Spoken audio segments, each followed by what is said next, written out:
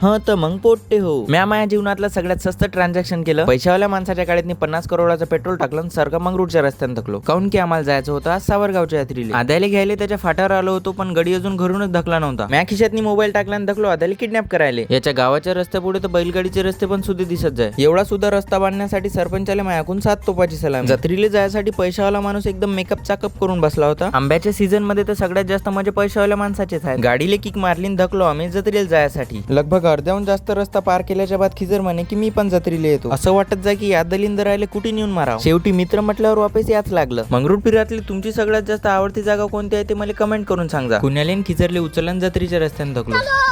पैशावाल्या माणसानं तारक मेहताचा उलटा झालेला चष्मा चोरून आणला होता. रस्त्यानं खदाना पायात आणि तेडेमेडे रस्त्याचा सामना करत करत आम्ही जत्रेत पोहोचलो. मी या 4 बॉडीगार्ड सोबत मस्त सेलिब्रिटी वाली फील घेत जत्रा पायासाठी निघालो. आता एवढं शांत झोपलेल्या माणसाला कायच त्रास द्यावा म्हटलं म्हणून आम्ही समोर निघालो. एक तर पोट्टी नशिबात नाही, हे बावले आहे की प्रत्येक जागेवर दिसत राहते. तर साला ये दुख काय खत्म नहीं होता बे. म्या आणि पैशावाल्या माणसाने केक कळ घेतलं. मैं बाबा टिल्लू नाम मेरा बाबा टिल्लू. बाबा टिल्लूचा आशीर्वाद घेतला आणि बाकीची जत्रा पाहायला निघालो. काकू मस्त पोट्ट्याला सस्तेवाले टॅटू काढून देत जाय. टॅटू कसे काढते ते पायात बसलोच होतो की मला पण ओळखणारे 2-3 भाऊ भेटले.